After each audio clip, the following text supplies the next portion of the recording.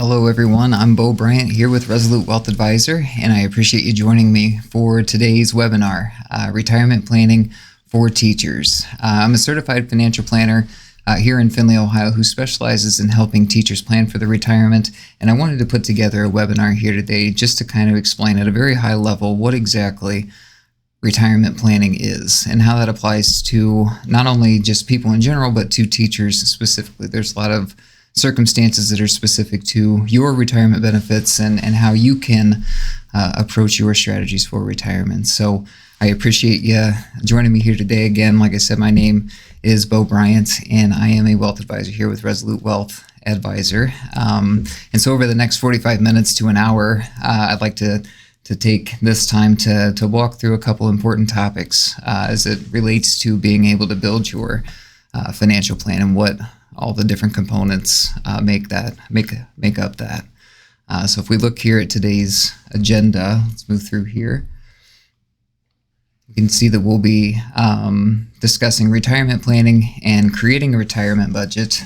Those are pretty important aspects because that ultimately determines the cash flow that you have to work with and where those dollars are going to go. But also look at strategies on how to maximize your retirement savings and maximize the income strategies that you have available to you as you approach retirement. One unique factor for teachers is the access to a state-provided pension, and that's not something that most people have access to, and that's something that's been slowly going away for many other businesses in the private sector. So having that as part of your retirement package can create some unique opportunities for you as you make those decisions to retire with that. So we'll go ahead and get started. Like I said, hopefully the next 45 minutes to an hour we can make through a good part of this information, and not expecting this to be groundbreaking or anything like that, but even if you can leave with 2 or 3 different items that you'd never previously considered, we'll consider that a success here today. So what exactly is retirement planning? So, teachers face very unique challenges when considering when to retire. If we talk about kind of the more obvious or what's been more talked about recently is the fact that teachers just simply don't earn higher salaries when compared to other positions that require the level of education, the level of dedication that teachers provide. And so having that limited ability to save, that can create challenges over the long term to make sure that you do have enough to be able to live comfortably. Also having access to limited retirement plan options. I mean, like I said, we have the pension plan that you'd likely qualify for, but what else do we have to save for retirement? Is that our school's 403B plan? Is it our own IRA, whether that's a Roth IRA or traditional IRA? What else do we have access to? And what else are we taking advantage of? Simply doing nothing may work, but that's leaving it up to chance, and we like to do a little bit better than that when it comes to planning for when to retire. And we've talked about the pension a couple of times here, and it's a valuable asset to have, but they're incredibly complex. And the decisions that you're making as you go to retire, those are lifelong decisions that you usually cannot. In fact, I can't think of situations where you can go back and make changes to those designations as you've made those when you made the decision to retire. So taking those all into consideration and understanding, what's the best overall strategy for me? What do I need to do here, there, and over here to make everything work? And not to talk about the bad, there's certainly very unique opportunities, again, going back to the pension plan and how that can potentially coordinate with your spouse's Social Security. You being a teacher yourself, you're not typically contributing into Social Security, meaning that you won't have a benefit from Social Security when you go to retire, which, is fine. We can plan for that. We know that going into this, but how do we coordinate our pension with maybe our spouse's pension, and what happens when something happens to one of us who's going to continue receiving the income, and is that going to be enough for them? That's a very long-term planning topic that we have for our clients, especially the ones that I work with, but that can be very important, especially for those unexpected situations. So we also have access to tax-advantaged retirement plans. Like I said, your 403B that you may have access to through your school is a tax-sheltered account. And so meaning you can contribute funds into this and avoid paying taxes in the year that you make the contributions. You can withdraw those assets in your retirement years, maybe when you are in a lower income bracket, and saving those taxes that you would have normally paid in the years where you earned them.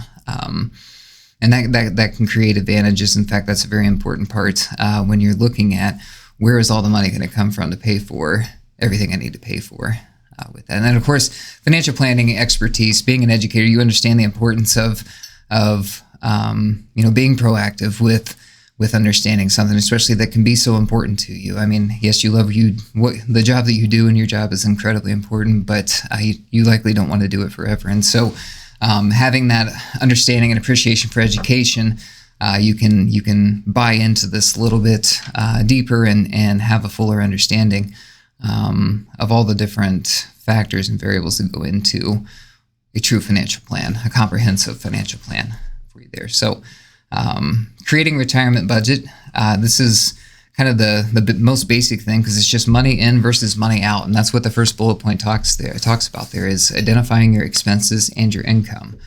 Some expenses are going to change. Some are going to stay the same. Are you entering retirement with a mortgage? Are you entering retirement with car payments, with credit card bills? Have you been able to be debt free? What about the kids? Are they maybe going to come back home and move in? I mean, that's still a more common thing nowadays, and that could continue on in the future. So taking all those things all those different expenses that you could have on an annual basis, and determining maybe what that average amount is, and how much can you plan for on the upside, and what are you going to do with any excess funds you may have left over. That's all what goes into identifying your retirement budget, and that can even start ahead of retirement. In fact, that's very important to do ahead of retirement, is to make sure that even today that you're allocating enough of your discretionary income to be able to proactively save for retirement. That way you can use these assets to pay for your expenses.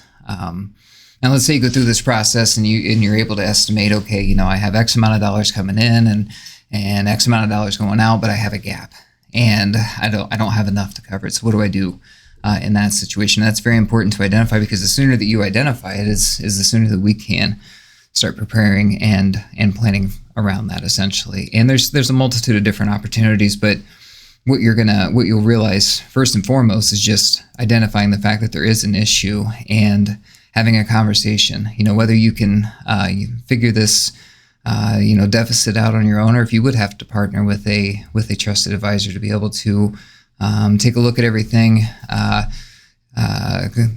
comprehensively, or you have all these individual parts, but how do they all work together? And that's the advantage of the financial plan there, because what may look like a big issue is maybe not as big of an issue, because we have this over here that's going to take care of that. But at least you're able to identify that well in enough time to be able to plan and prepare for those gaps or shortfalls in income.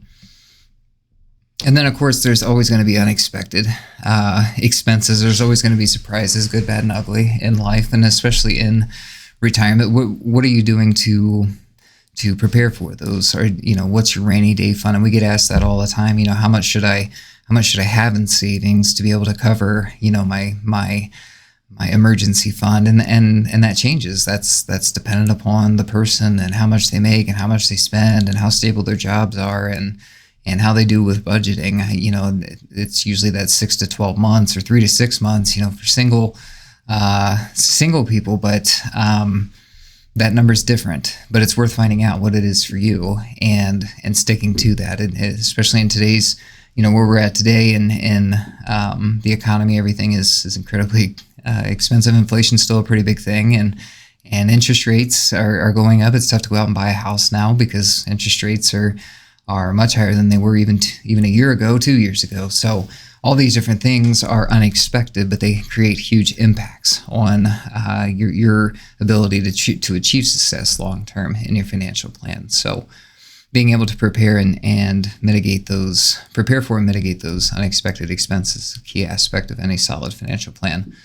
And then, of course, estimating future expenses. No one knows what exactly the future will hold, but the biggest future expense that we work with people to prepare for is healthcare, and that is an expense that is ever increasing. It's increasing annually at higher rates than inflation, and with with the age that people are living to now, people have longer life expectancy. So your money has to last not only longer into retirement, but it also has to cover these expenses as they increase year over year for that extended period of time. And making sure that you have access to affordable health care, Medicare, anything like that that's going to help reduce those out-of-pocket expenses and cover those unexpected illnesses that can be key to any financial plan. And taking the time to understand what really goes into that is essential for preparing for the future. And then, of course, it's worth monitoring and taking a look at, just because it works today, there's so much that changes on an annual basis where, what works, what's going well today. And I'm working here and I have this amount of money and we have one child. I mean, that changes in such a short period of time to where the next year we're talking, maybe you started a business, you have 2 children now, you're looking to do this or go there or buy this. I mean, taking the time to go in and just say, okay, what all has transpired over the past 12 months? And how has this impacted what worked well last year? Do I need to make adjustments to my expectations? Do I need to make adjustments to what I'm doing to proactively save for my retirement? And that's something you can certainly do on your own, especially if you're proactive with staying on top of your budget and the financial plan with that. But certainly that's an area of expertise where a financial planner can work with you to not only track that information, but even serve as that support system or be there to hold you accountable for the years where maybe we're not as successful in reaching our savings goals as we had initially hoped. So, but being cognizant of it and proactive is huge, regardless of where you're at age-wise or in your path to retirement. There's no you don't want to be late, I guess is the easiest way to say it. So. Moving on to our next section here, we're talking about maximizing your retirement savings. And, we talked about some of the unique opportunities, the unique challenges that teachers have when it comes to being able to save for retirement. And, one of the biggest things we talked about is access to something outside of the pension plan that you're paying into and that you'll have, a guaranteed source of income provided to you each year, or depending on how you make those elections for the rest of your life or however that would pan out. But that's just one part. And for some, and in fact, for an increasing number of people, it's simply not enough to cover everything for the long term. And so taking advantage of, 403B accounts or additional retirement savings accounts. I have traditional and Roth IRAs identified there on the slide as well. Those are other avenues that you have to save for retirement and also take advantage of some tax benefits associated with those two types of accounts as well. So, and then of course, retirement account restrictions. There is only, we talked about lower salaries that teachers earn, especially in the earlier years. But as you do get further into your career, your annual income does increase to an amount to where you would have maybe an extra $20,000 to $30,000 a year left to save for retirement, which is great, obviously. But you are going to run into certain account restrictions, a certain contribution restriction amounts that you just simply can't go over. And so the plan would be, the thought process there would be, what do I do with these additional savings assets? Once I've maximized out, my 403B, I've made my IRA contributions, maybe I have a health savings account I've already tucked away, the maximum amount that I'm able to there, and I still have money left over. What do I do with it? And having the answer to that question, because a lot of people will just save it or they'll go out and spend it, which is fine. We should enjoy our lives. But, what is that doing for us long term? Does that make sense for our long-term goals and what we're looking to achieve? So that's important to understand and be cognizant of. And especially with the 403B, your school may, or your employer may offer matching contributions that says, if you as the participant, as the administrator, as the educator, as the teacher, if you contribute, 3, 4, 5% into the 403B, we as the employer will go ahead and make a contribution up to that specific percentage. And that's that's a huge advantage because you're basically doubling your money as it goes in, because you're getting, your contributions and the tax benefits associated with that. Plus, the employer is going to match you up to that certain percentage. And it's worth finding out, A, if this is something that your plan offers, and B, what those contribution limits are.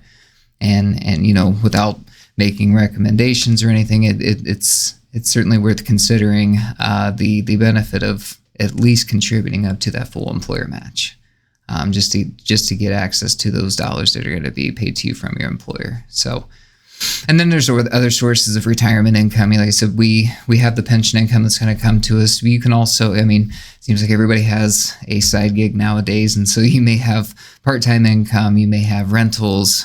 Rentals have become a big thing with real estate. You may have rental income. You may have other opportunities to go out and secure guaranteed sources of income in retirement too, related to your benefits provided by the state pension when you go to actually make that decision to retire. So many things to consider, but there's many of opportunities to maximize your retirement savings. The first step being just to be proactive, gain an understanding and truly figure out what that annual amount is that not only you want to be able to save, but what you truly can save, and go from there with that. There's different strategies on where to allocate the dollars first, and everything like that, but that's a conversation. It's either a project for yourself to research, a conversation with your advisor.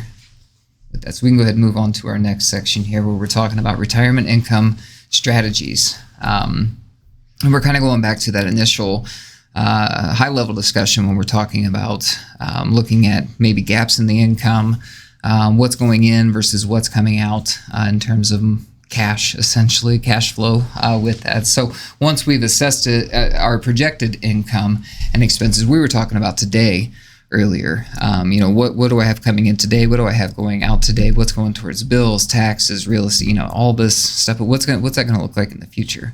Am I going to have a second house, a vacation home? Am I going to do a bunch of traveling? Am I going to go see the grandkids, or what does retirement look like for me? And what do those costs look like? We can go out and project your income for retirement, and you can certainly log on to your state pension benefits website and at least get an estimate of what your future pension benefit would likely be for that. But that's just one piece of it. How does that coordinate with the Social Security benefits that my spouse may qualify for? Or if I'm on my own, have I worked enough outside of being a teacher to qualify for a Social Security benefit? A lot of people don't realize, if you did do a decent amount of work outside of being a teacher, or something where you were paying into Social Security, you may qualify for a smaller benefit. And of course, that's worth coordinating with, with the pension benefits that you receive as well. But it's not to say that just because you're a teacher, that benefit from Social Security is zero. And you can certainly access their website to create a login, and you'll be able to find out everything regarding your Social Security account and whatever those projected benefits may be. And then, of course, diversification is huge in any aspect of financial planning, whether you're talking about building your portfolio, not putting your eggs all in one basket, making sure that your investments are spread over different asset classes to make sure that you are spreading your risk out as much as possible. The same comes into mind with your retirement income. The pension income is going to be likely a large portion of what you'll receive in retirement in terms of your income. It's going to represent a large percentage of your total income source. But do we want that to be the only resource that we have to rely on in retirement? I would say most people would say no. With the way things change nowadays, and especially with these types of systems, a lot of people have concerns and want to be able to look for options to help diversify their nest egg out of just a single bucket with that. And those are certainly options that you have available to you as you go to make those decisions to retire. And it's worth researching, what a partial lump sum option payment could be. How does that reduce my pension benefit? What does it give me access to as a lump sum? And then what can I do with this lump sum that's going to put me in a better spot than I would have been if I would have just left everything alone? And And that takes a lot of planning, and that takes a lot of projections and everything. But there are certainly very many circumstances that we've worked with, that I've worked with personally, where it does make more sense to diversify that income just all out of a pension benefit. Sure, you're going to have a portion that is remaining in the pension. You'll get that guaranteed source of income. But one of the biggest concerns that we have is, if I take this entire pension and let's say I pass away 3 years after I retire, what happens to my spouse? I have all this money that I paid in for 30, 35 years into the state pension for teachers, and now that money's gone, essentially. And that can create financial hardship for surviving spouse, because no one really plans for the unexpected. We certainly plan for it, but no one wants it to happen or obviously expects it to happen. So those are conversations that we work very closely with our clients with to help them understand, if you do this, what does this look like? If you do nothing, what does this look like? And help you make that final decision when that time comes.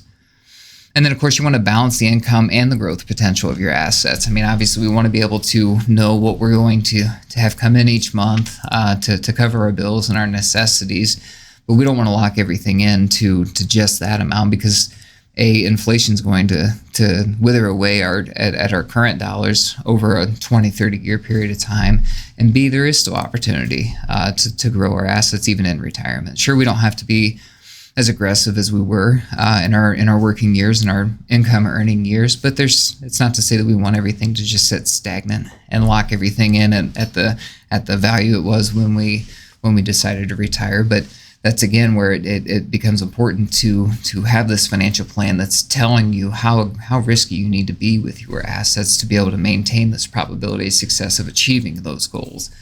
Maybe you do have to be a little bit more aggressive than you'd want to be in retirement, just simply because the assets aren't there to give you that higher probability. But that's a conversation that we can have and help you determine, if it's within your risk tolerance, let's do it. But if it's something that, even though it looks like it makes sense in terms of your financial success, if you're just not comfortable with it, let's come up with something different. And I think it's having that proactive, ongoing conversation that truly adds value to your hard work and what you've done to be able to save and prepare for retirement.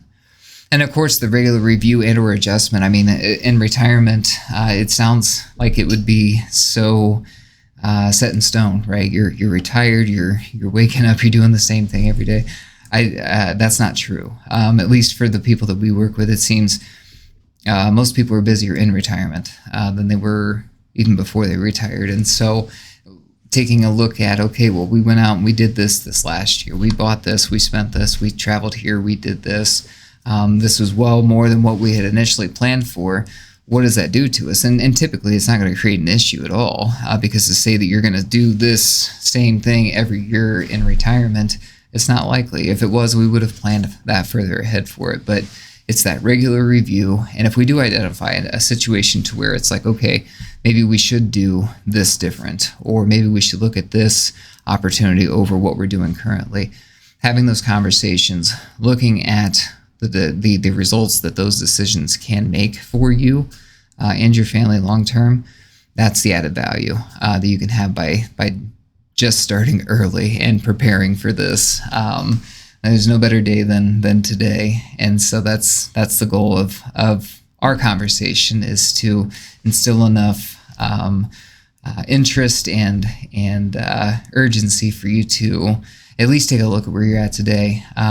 Whether how deep that goes obviously is up to you, but just at a benchmark. I'm 10 years into my teaching career. What does my retirement benefit look like? Do I know what healthcare is going to cost me in retirement? When can I realistically expect to retire? Or what if I decide to retire early? Those are all key questions that are very specific to teachers, educators, people who are covered by those types of retirement systems, that if it's even been in your mind, it's worth exploring and seeing what that may look like with that there. So as we move on to healthcare costs, especially in retirement, this will be our last main section here today, but it's very important because, like I had mentioned earlier, healthcare costs typically have increased year over year at a higher rate than inflation, and that's not expected to change anytime soon. And so how much it costs us to get sick today could cost us 10 times as much when we reach retirement, 15, 20 times as much when we reach retirement, depending on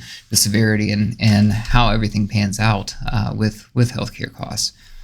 Being an educator, a teacher, and covered by the state pension, typically have very attractive retirement healthcare benefits that can help take on a lot of that out-of-pocket expense, both for premiums and if you would get into a situation to where you would require care with that. But there are different factors that affect these healthcare costs.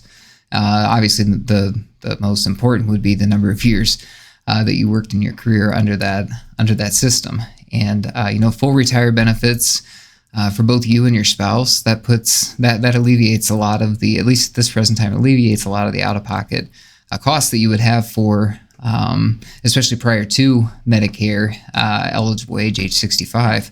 That can create some opportunities to maybe be able to retire prior to age 65 and still be able to afford health care in that time frame. And then, of course, considering those options, once you do reach Medicare age and the different policies available to you, does it cover your spouse? How much can I expect to spend out of pocket? Are my prescriptions covered? Those are all very important questions. And I'll say that there are a lot of resources available to you through your state pension website that will give you the very specific information regarding exactly what's covered, how much it should cost. If your spouse is covered, what their premium would be with that too. So the information's out there. It's just taking the time to obtain it and then understand how it applies to you directly with that.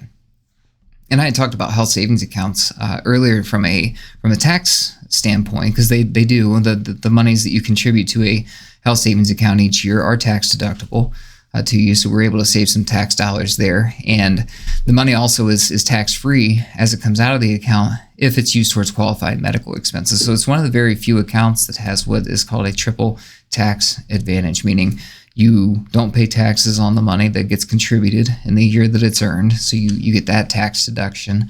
Whatever the assets do, you can typically invest in your HSA, so it doesn't have to sit in cash. Let's say you put your money in and it grows $5,000 in 1 year, you're not taxed on that growth because the money stayed within that account throughout that entire period of time. And then the money comes out to pay for prescriptions, new glasses, whatever this qualified healthcare expenses, that's a tax-free distribution to you. So if you're in the 22% tax bracket and you use your HSA funds to pay your medical bill, you just used your dollars 22% more efficiently than you would have if you would have taken the money that was already sitting in your savings account that's already been paid, that has already had taxes paid on it. Some people put money in the HSA, they never use it. They're building this huge nest egg for when they do decide to retire for that. There are others who do use it each year, especially those with younger families that have higher recurring healthcare costs. Kids get sick. And so being able to use that as a tax advantage, not only this year, but in future years, healthcare costs are likely not going to get much cheaper. And so anything we can do to preserve our assets and especially set aside assets specifically for healthcare costs, that's the advantages of a health savings account.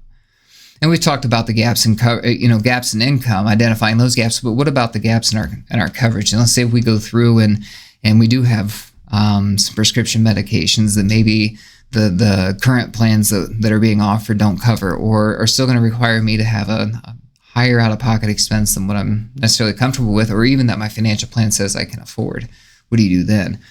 That's a conversation that you obviously have with your state plan representatives, but also looking for alternatives for that coverage. What does that cost? Is it going to cover? Does it make more sense for me to self-insure in these situations, or should I go out and get the more expensive coverage?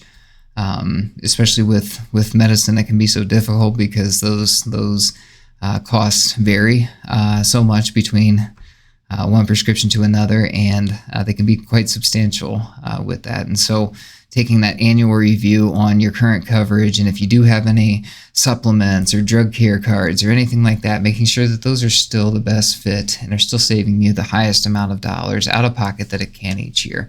It's only going to create is only going to create value for you long term in terms of your financial plan. And then understanding your risks or your retirement goals and risks. Obviously there's goals into retirement outside of just simply retiring. There's likely still some things you'd like to achieve once you get out of the classroom or out of the school there. But understanding those goals, understanding the barriers to achieving those goals, and making sure that you're tracking your progress towards being able to achieve those, and identifying and mitigating the risks that could pose a threat to those goals. Having assets, lost, through market performance. Maybe you were too aggressive or you didn't save enough. That's a risk. Having a huge medical situation very shortly after retirement, that's a risk. What do we do to mitigate that? There's all these different things that can happen, and yes, you can't just go out and insure everything with that. Things are still going to happen. Things aren't going to happen, but it's understanding what creates the biggest risk to your overall financial goals and your retirement success, and finding out ways to deal with that directly.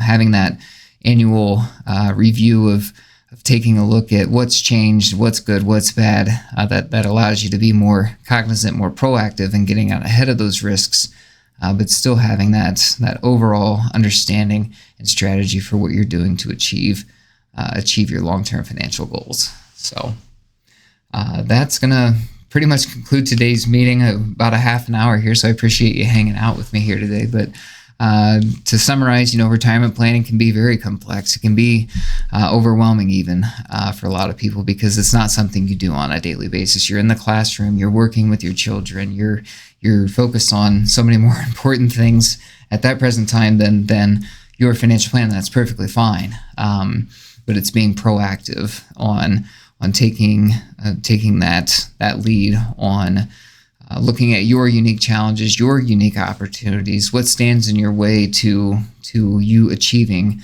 long-term financial success in retirement, and what are you doing today to help mitigate that, to help avoid that, to help overcome that. That's huge, and there's no better time to start than now.